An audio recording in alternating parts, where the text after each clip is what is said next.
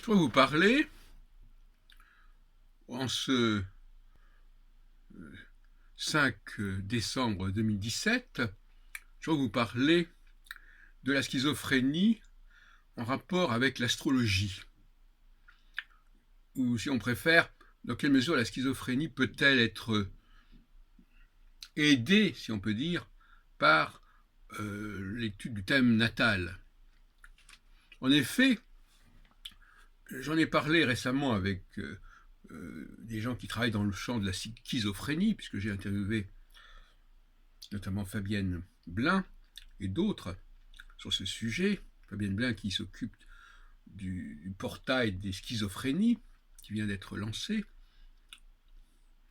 Et la schizophrénie, c'est avant tout, contrairement à ce qu'on croit, ce n'est pas tellement une histoire de clivage intérieur, mais c'est beaucoup plus un clivage avec le monde extérieur. C'est une perception floue du monde extérieur, c'est la difficulté à identifier les personnes, à distinguer les individus les uns des autres notamment. C'est notamment le témoignage que j'ai eu d'une certaine Laurence qui m'a parlé de ce sujet. Et ça m'a éclairé, puisqu'en effet, le thème astral, c'est une façon justement de se faire une idée d'un individu particulier, d'une personne particulière. En tout cas, de croire qu'on a les clés de cette personne sans passer par une perception directe. Donc c'est une sorte de prothèse. Le thème astral serait une sorte de... Le thème natal serait une sorte de prothèse qui permettrait à un schizophrène de pouvoir parler d'une personne sans être véritablement en train de capter cette personne, puisque le schizophrène n'arrive pas à capter les individualités. Puisque la schizophrénie, c'est d'abord la coupure entre l'individu et le monde extérieur. Ce qui déclenche d'ailleurs la paranoïa, puisque la paranoïa est liée au fait que ce monde extérieur est menaçant, est indéchiffrable, est inquiétant, etc., etc. Et surtout que c'est une sorte de monde global, et bon, voilà. Et c'est cette perception floue qui me paraît tout à fait caractéristique des personnes qui sont tentées par le thème natal.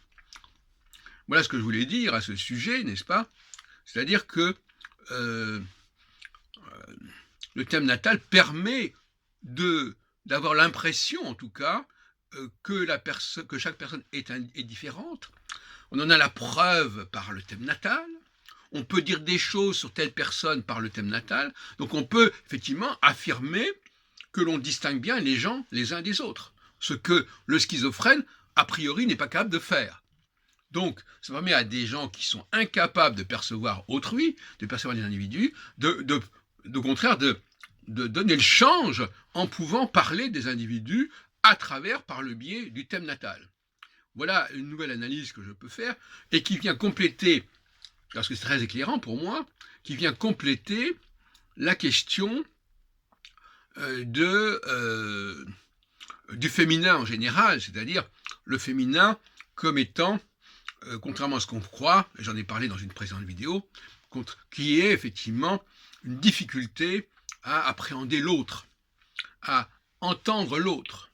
Elles sont dans l'émission, elles aiment bien enseigner, elles aiment bien transmettre, elles aiment bien passer des informations, mais c'est pour ça qu'elles parlent souvent à des personnes qui sont plus ou moins indifférenciées, comme les enfants, par exemple, au départ. Il y a des choses à leur apprendre de toute façon, donc c'est même pas une question de tenir compte de la personnalité des uns et des autres, puisque c'est des trucs que tout le monde doit savoir, hein. Bon.